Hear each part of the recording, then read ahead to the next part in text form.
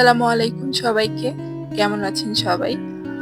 আশা করছি আল্লাহর রহমতে সবাই সুস্থ আছেন, ভালো আছেন। আলহামদুলিল্লাহ আমরাও ভালো আছি। নতুন একটি ভিডিও নিয়ে চলে এলাম। আশা করছি আপনাদের কাছে ভালো লাগবে। সকালে উঠে আমি ছেলের জন্য নুডলস বানিয়ে নিয়েছিলাম। অফ ক্যামেরায় আমি আমাদের নাস্তাটাও সেরে নিয়েছি। রাইজানকেও নাস্তাটা খাইয়ে দিয়েছিলাম। রাইজানকে নুডলসটাই খাইয়েছি। রাইজানকে আমি একদম মসলা ছাড়াই একটু স্যুপ করে রান্না করে দিই। ও এইভাবেই খুব পছন্দ করে। আর এটা স্বাস্থ্যকর। মাঝে মধ্যে কিছু সবজিও অ্যাড করে দিই আমি। সকালের নাস্তার পরে এখন আমি রান্নার দিকে চলে এলাম। আপনারা দেখতেই পারছেন রসুন, পেঁয়াজ, কাঁচামরিচ আমি বেছে নিচ্ছি। আগে থাকতেই আমি পেঁয়াজ, মরিচ যা যা লাগে রান্নার জন্য সবকিছু কেটে ধুয়ে গুছিয়ে নিয়ে তারপরে আমি রান্নার কাছে যাই। আমার কাছে মনে হয় যে রান্না করতে গেলে যে আর কোনো ঝামেলা হয় না। আর এদিকে রাইজানের বাবা সকাল সকাল বাজারে চলে যায় কিছু মাছ আর সবজি আনতে। আজকে আমি কি রান্না করব না করব আপনাদেরকে দেখাবো। আপনারা অবশ্যই পাশে থাকবেন। আর প্লিজ একটা লাইক এন্ড সাবস্ক্রাইব করে দিবেন। আমার কিছু ভিউয়ার্সরা আছে যে ভিডিও দেখেই চলে যায়, লাইকও করে না, কমেন্টও করে না। তো প্লিজ আজকে একটা লাইক আর কমেন্ট করে যান। আপনাদের একটা লাইক আমাকে সামনে এগিয়ে নিয়ে যেতে সাহায্য করবে। আশা করছি আজকে আপনারা একটা লাইক আর কমেন্ট করে আমাকে জানিয়ে দিবেন যে আমার ভিডিও কেমন হয়েছে। তাহলে আমার কাছে খুবই ভালো লাগবে। আর এদিকে আমি পেঁয়াজগুলো কেটে নিচ্ছিলাম। পেঁয়াজগুলো প্রায় কাটা শেষ হয়ে যাচ্ছিল আর এদিকে রাজন বাবা বাজার নিয়ে চলে আসে। আমি পেঁয়াজগুলো কাটা শেষ করে আপনাদের দেখাবো যে কি কি বাজার আনলো। এখানে আমার পেঁয়াজ কাটা শেষ, মরিচগুলো কেটে নিচ্ছি। এদিকে আমার পেঁয়াজ, মরিচ, রসুন কাটা শেষ। এখানে কলমি শাকগুলোও আমি বেছে নিচ্ছিলাম। আমার মনে হয় সংসারের কাজগুলো যতই করি না কেন কিন্তু শেষ হয় না। সংসারের কাজই সারাদিন করতে করতে মনে হয় যে দিনটা পার হয়ে যায়। আমার কাছে তো খুবই ভালো লাগে সংসারের কাজ করতে, সংসারটা গুছিয়ে রাখতে। এই তো আমার শাকটা বাছা শেষ। এখন আমি ধুয়ে নিয়েছিলাম, ধুয়ে এটা কেটে নিচ্ছি। কেটে তারপরে চুলায় বসিয়ে দেব। তারপরে আমি আপনাদের দেখাবো যে রাইজান বাবা কি আনলো। পলিথিন থেকে আমি মাছগুলো বের করে নিব। দেখতেই পাচ্ছেন এটা রুই মাছ এনেছে। মাছগুলা কেটেই এনেছে। এখন আমি ধুয়ে নেব। আপনাদের আগে দেখাই যে কি এনেছে, তারপর আমি সব ক্লিন করে নেব। এটা একটা তেলাপিয়া মাছ। তেলাপিয়া মাছটা উনি আনতে চায় নাই। আমরা অবশ্য খাই না তেমন একটা তেলাপিয়া মাছ। তারপরে আমি বললাম যে না, এবার একটা তেলাপিয়া মাছ আনো, যে আমি ফুলকপি, সিম, আলু দিয়ে রান্না করব, দেখবে ভালোই লাগবে। তো উনি নিয়ে আসে আর আমি আপনাদের আস্তে আস্তে করে বাজারগুলো দেখিয়ে দিচ্ছি। আপনারা দেখতে থাকুন যে কি কি বাজার আনলো।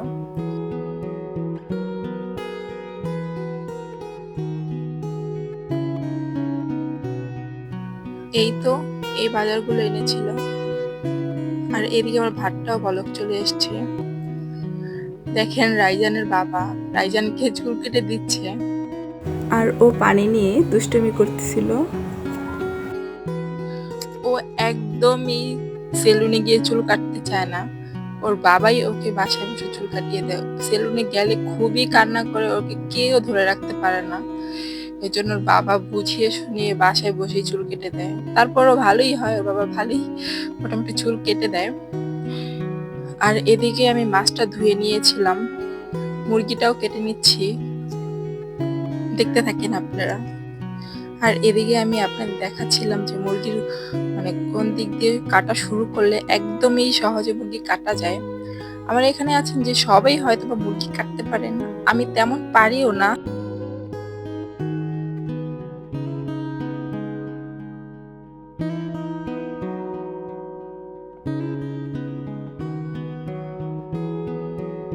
তো আমি এখানে মুরগি কাটছি, আপনারা দেখতে থাকুন। আমার মনে হচ্ছে আমি কি সহজে মুরগিটা কেটে নিচ্ছি, তাই না? আগে আমি মুরগি কাটতে মানে প্রচুর ভয় পেতাম। আমার মনে হয় যে মুরগি কাটাটা নিয়ে মানে আমি একদম হতাশ হয়ে পড়তাম যে আল্লাহ কিভাবে আমি মুরগিটা কাটবো? মানে আমি তো একদম পারি না, যে কি করে ফেলবো না কি হয়ে যায়। তো এখন আল্লাহর রহমতে আমি সব পারি। মুরগি থেকে মাছ থেকে শুরু করে আমি সব কাটতে পারি। আগে আমি কিছুই পারতাম না। আর মানুষ চাইলেই কি না পারে বলেন? মানুষ চাইলে সবই পারে। আসলে আমরা করি না, এজন্য আমরা পারি না। আমার মনে হয় যে আমরা যে কাজটা পারি না, সেই কাজটা নিয়ে আমরা অবশ্যই মানে প্রচুর ট্রাই করব। একদিন অবশ্যই আমাদের সফলতা আসবে। সেটা নিয়ে আমাদের অনেক পরিশ্রম করতে হবে, তাহলেই সফলতা আসবে, এছাড়া না। দেখেন আপনাদের সাথে কথা বলতে বলতে আমার মুরগিটাও প্রায় কাটা শেষ হয়ে গেল। মুরগিটা কাটা হয়ে গেলে আমি সুন্দর করে ধুয়ে ক্লিন করে ফ্রিজে রেখে দেব। মুরগি বা কোনো রকমের মাংস আজকে আমি রান্না করব না, সেই তেলাপিয়া মাছটাই আমি রান্না করব।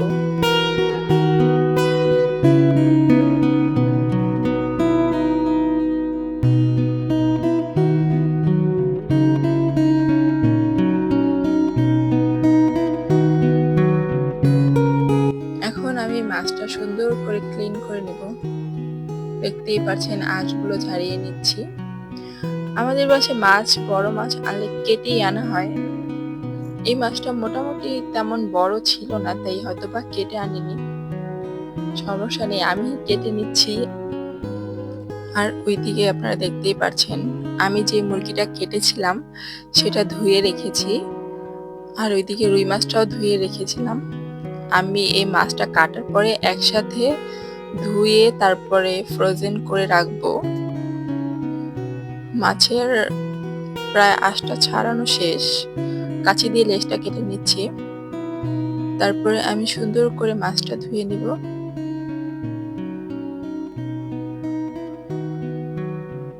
দেখতেই পাচ্ছেন মাছটা আমি সুন্দর করে ধুয়ে নিচ্ছি।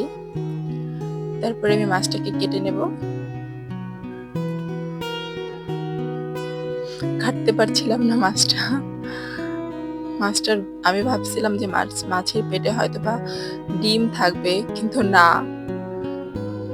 মাছের পেটে কোনো ডিম ছিল না।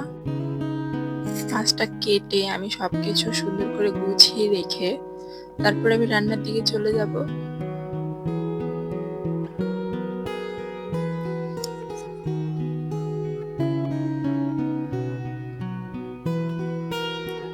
আপনারা কে কে আছেন যে তেলাপিয়া মাছ খান না বা খান, সবাই কমেন্ট করে জানিয়ে দিন।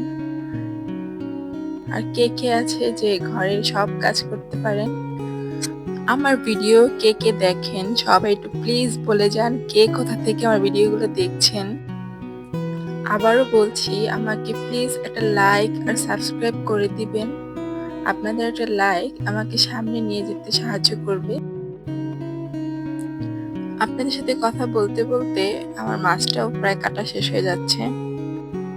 আমি এখানে বসে বসে মাছটা কাটছিলাম। আর ওইখানে আপনাদের তো দেখিয়ে দিয়েছিলাম যে আগেই রাইজানের বাবা রাইজানের চুল কেটে দিচ্ছে। একদম চুলটা কাটিয়ে তারপরে গোসল করিয়ে ঘরে নিয়ে আসবে। আমি মাছটা কাটা শেষ করছি, আপনারা দেখতে থাকুন।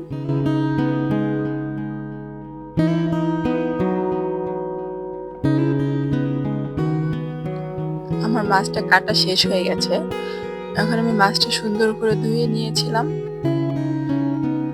এগুলো রান্নার জন্য নিয়েছি, আর ওইগুলো ফ্রিজে রেখে দিব, এগুলো আরেকদিন রান্না করে খাবো।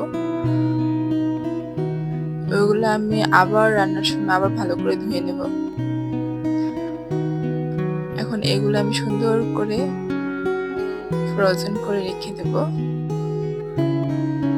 পলিথিনে করে। এখন আমি মুরগি আর মাছগুলো সুন্দর করে ফ্রিজে রেখে দিয়েছি। আর এইদিকে মাছগুলো আমি সুন্দর করে ধুয়ে তারপরে ভেজে নিব। মাছগুলোকে ভেজে আমি এখন মাছগুলো রান্না করব না। আগে আমি কিছু সয়াবিন প্রসেসিং করে রেখেছিলাম, সেই সয়াবিন রান্না করব। এখন আমি পেঁয়াজগুলো ভেজে নিচ্ছি। পেঁয়াজগুলো ভাজার পরে পেঁয়াজগুলো মশলা দিয়ে ভালো করে কষিয়ে নিয়েছি। সয়াবিনটা বেশি মশলা দিয়ে রান্না করার লাগে, তাহলে খেতে ভালো হয়, নয়তো ভালো লাগে না।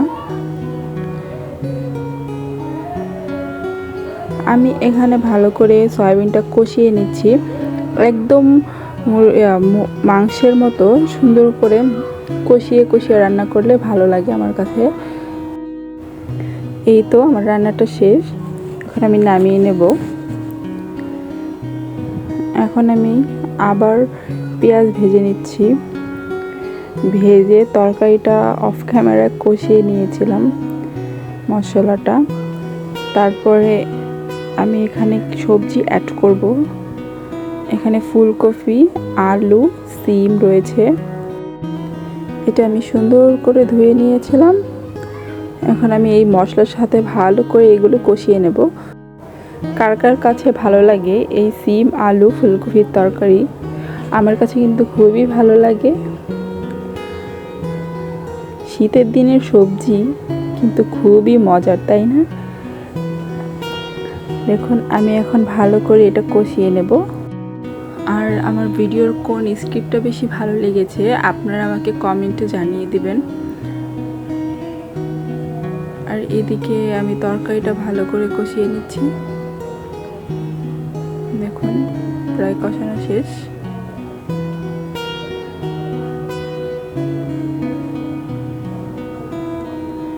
এই তো আমি তরকারিটা ভালো করে কষিয়ে নিয়েছি। আমার তরকারি কষানো শেষ। এখন এটাতে আমি কিছু পানি অ্যাড করে দেব, পরিমাণ মতো পানি অ্যাড করে দিয়েছি। এখন আমি এই সবজিটা সিদ্ধ হতে দেব। এটা আমি এখন ঢেকে দেব। সবজিটা সিদ্ধ হয়ে এলে তারপরে আমি সেই ভেজে রাখা মাছটা এটার উপরে দিয়ে দিব। আমার তরকারির কালারটা কেমন হয়েছে আপনারা কমেন্টে জানিয়ে দিবেন। এখন আমি ঢেকে দিলাম। এই তো দেখেন বলক চলে এসেছে। আমি মাছটা দিয়ে দিয়েছিলাম।